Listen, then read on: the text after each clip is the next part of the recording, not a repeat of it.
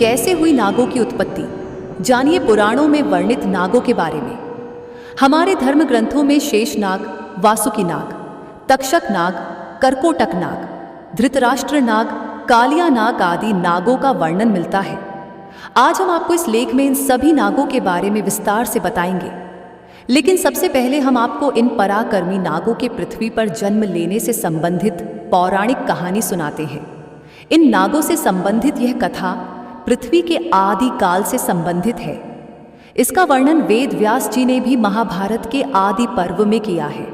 महाभारत के आदि पर्व में इसका वर्णन होने के कारण लोग इसे महाभारत काल की घटना समझते हैं, लेकिन ऐसा नहीं है।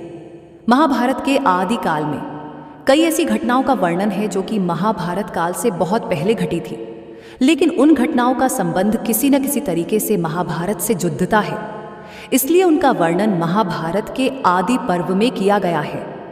नागों की उत्पत्ति कद्रु और विनता दक्ष प्रजापति की पुत्रियाओं थीं और दोनों कश्यप ऋषि को ब्याही थीं। एक बार कश्यप मुनि ने प्रसन्न होकर अपनी दोनों पत्नियों से वरदान मांगने को कहा।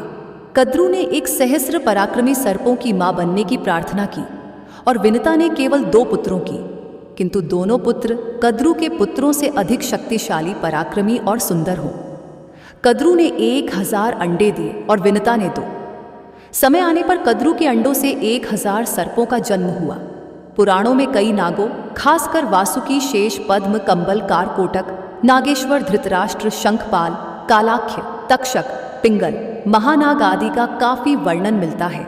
कद्रु के बेटों में सबसे पराक्रमी शेषनाग थे। इनका एक नाम अनंत भी है।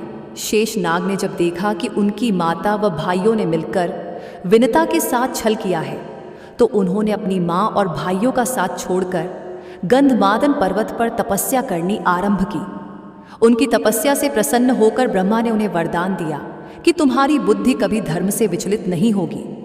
ब्रह्मा ने शेषनाग को यह भी कहा कि यह पृथ्वी निरंतर हिलती डुलती रहती है, अतः तुम इसे अपने फन पर इस प्रकार धारण करो कि यह स्थिर हो जाए। इस प्रकार शेषनाग ने संपूर्ण पृथ्वी को अपने फन पर धारण कर लिया। क्षीर सागर में भगवान विष्णु शेषनाग के आसन पर ही विराजित होते हैं। धर्म ग्रंथों के अनुसार भगवान श्री राम के छोटे भाई लक्ष्मण व श्री कृष्ण के बड़े भाई बलराम शेषनाग के ही अवतार थे। वासुकी नाग, धर्म ग्रंथों में वासुकी को नागों का राजा बताया गया है।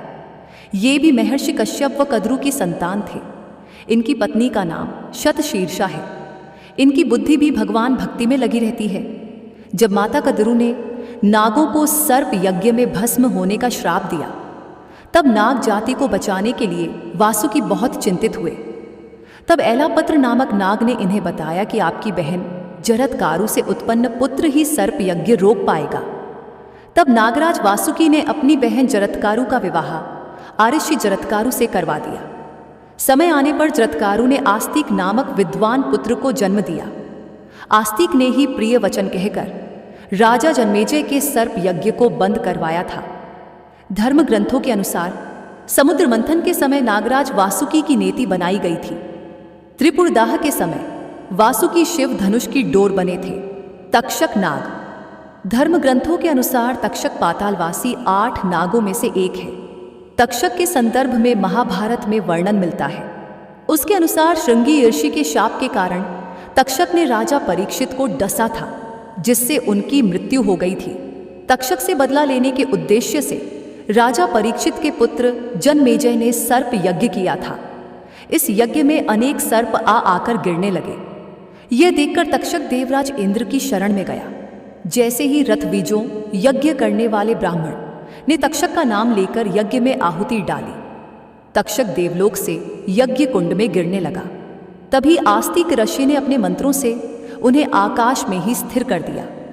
उसी समय आस्तिक मुनि के कहने पर जन्मेजय ने सर्प यज्ञ रोक दिया और तक्षक के प्राण बच गए। ग्रंथों के अनुसार तक्षक ही भगवान शिव के गले में लिपटा रहता है।